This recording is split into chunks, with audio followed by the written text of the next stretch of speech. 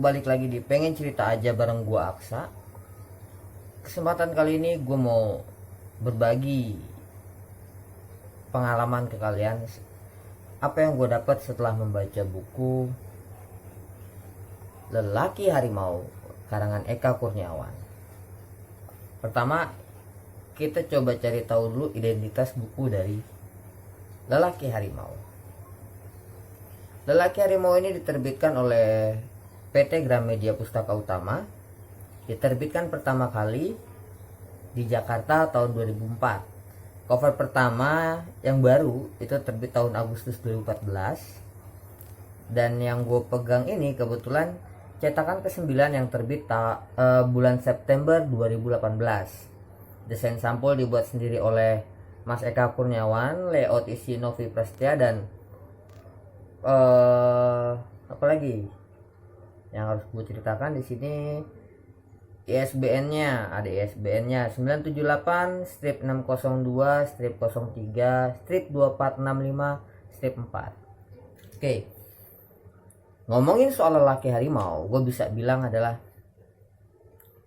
di sini ya, di Lelaki Harimau ini menceritakan tentang, ya gue bisa bilang, keluarga itu adalah miniatur dunia di mana kita diminta untuk mengelola semua masalah.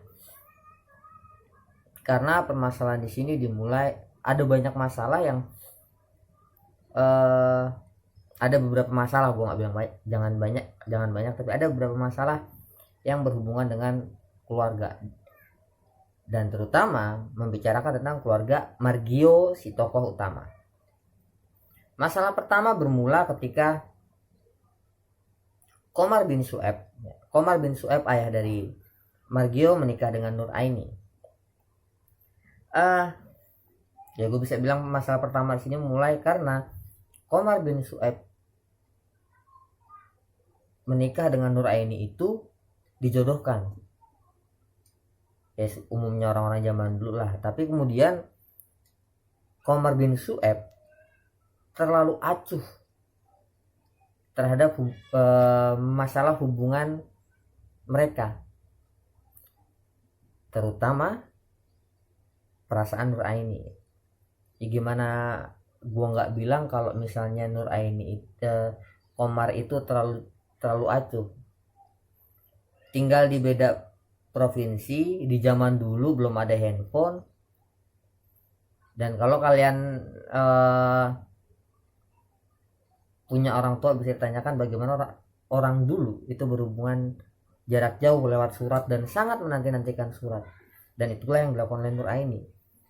Tapi Komar tidak pernah melakukannya barang sekalipun, padahal Nur Aini sudah menunggu-nunggunya. Hingga akhirnya apa yang dilakukan oleh Komar berakibat pada padamnya api asmara yang dimiliki oleh Nur Aini di awalnya. Bahkan menurut gua bukan cuma sekedar padam, bahkan beku. Dan sayangnya masalah ini dibiarkan berlarut, tidak diselesaikan. Nur Aini nggak mau ngomong, Nur Aini tidak pernah berbicara, sedangkan Komar enggan untuk berkaca. Maka permasalahan ini pun berlarut sampai akhirnya ya sebutlah mereka punya anak bernama si tokoh utama Margio dan juga Mameh.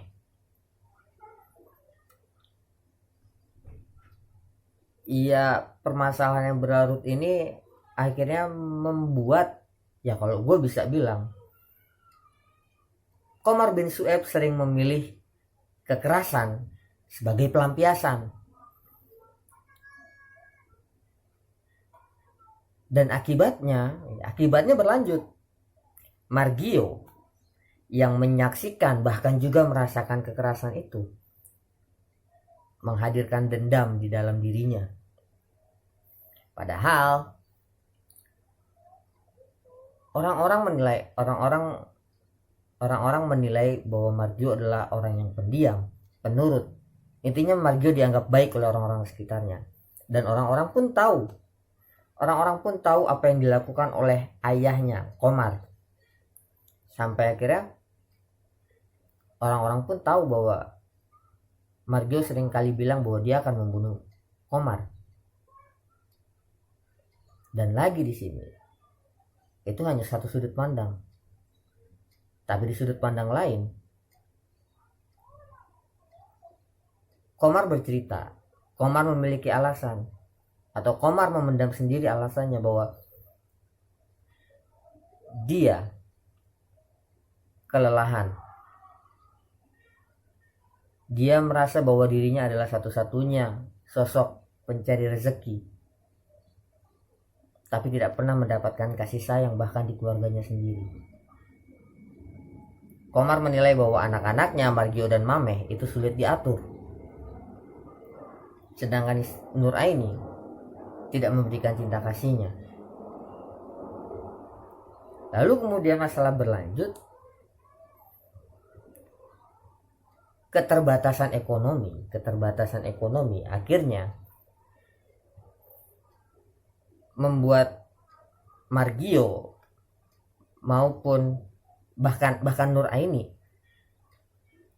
mencari tambahan kegiatan untuk mendapatkan kecukupan, meski tidak didapat melalui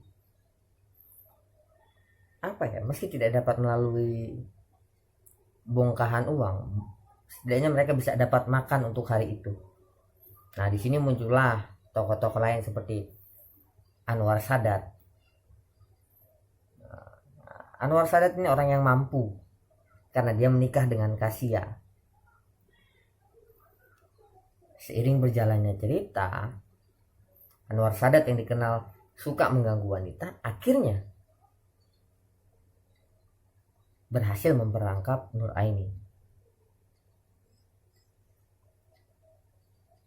Hingga akhirnya terjadilah hubungan. Nuraini akhirnya mengandung,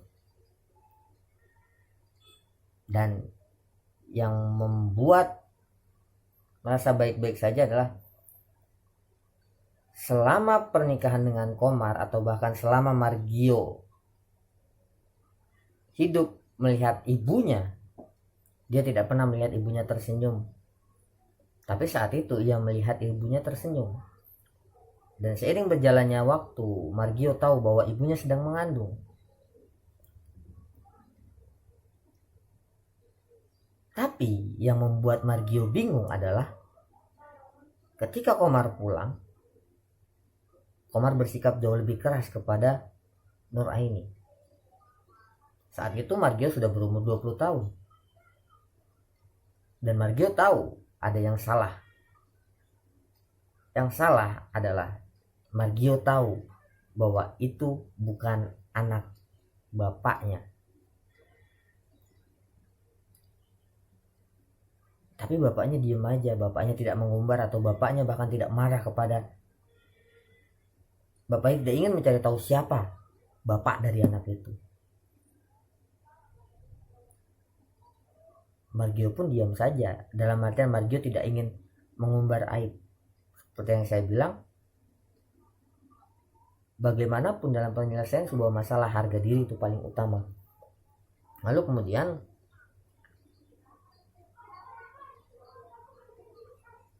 Margio menyadari bahwa hanya di rumah Anwar Sadat lah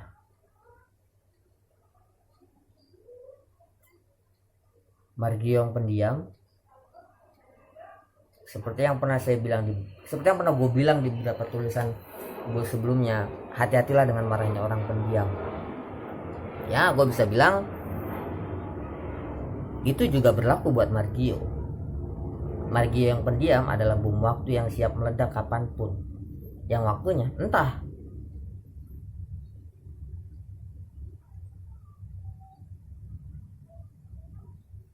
Sampai kepada akhirnya kejadian selanjutnya lo bisa baca di buku ini. Kejadian awal adalah Margio membunuh Anwar Sadat. bukan dengan pisau, bukan dengan pedang. Margio mengoyak-ngoyak leher Anwar Sadat hanya dengan gigitannya. Kenapa bisa?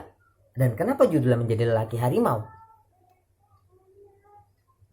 Itu adalah sebuah tanda tanya yang bisa kamu temukan, yang bisa lo semua temuin jawabannya ketika lo baca buku ini.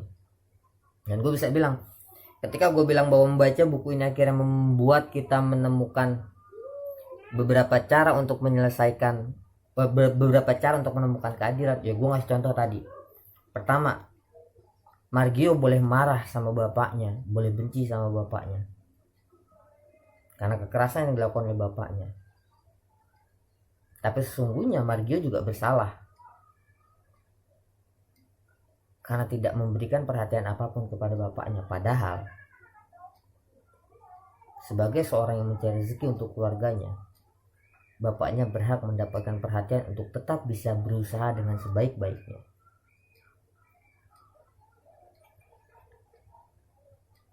Margio membunuh Anwar Sadat, salah, ya. Tapi untuk menemukan jawaban kenapa saya bilang ini adalah jalan menemukan keadilan, lo harus baca ini dulu. Dan gue bisa bilang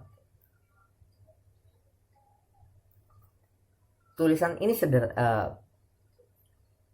Mas Eka berusaha menghadirkan nilai-nilai sederhana di sekitar kita, tapi dengan cara yang rumit, harus membuka nalar kita. Makanya gue bilang